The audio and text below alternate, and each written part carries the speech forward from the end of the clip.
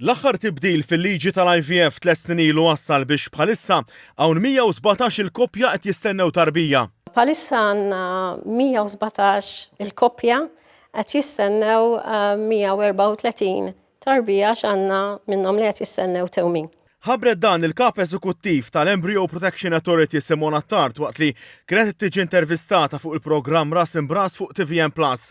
Spjegat li bejn l-2022 u l-2023 kien hemm take home baby rate ta' bejn 26 u 28%. Qalet li mill-aħħar statistika jirriżulta li r-rata ta' tqala telet għal 46% matul is-sena li għaddiet, żieda ta' madwar 20%.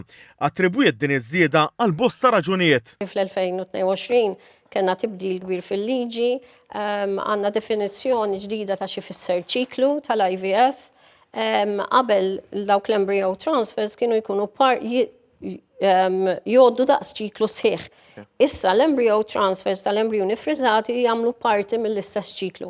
Allura n-nies qed ikollhom iktar ċikli, sar tibdil fil-liġi fejn issa qed jitħaddem ukoll id-donation tal-oocytes u d-donation tal-isperm. Apparti dan, qalet illi bħala parti mill-bidla fil-liġi, it-tarbija li titwieled permezz tal-IVF sal-età ta' 18-il sena tista' titlob lill-awtorità biex tkun taf min kien id-donatur fil-każ tagħha.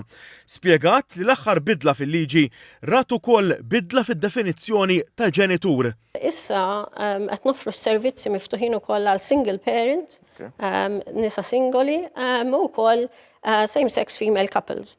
Temmet tgħid li f'dan ir-rigward isir proċess magħruf bħala ropa fejn waħda mill-ġenituri nisa taqbad il-bajt tagħha li tgħaddi għand il-ġenitur l-oħra u bekk tkun li ġorri tarbija. Bekk temmet tgħid is-Sinjura Tart il-koppja tkun ipparteċipat flimkien fil-proċess li permezz tiegħu isiru ġenituri.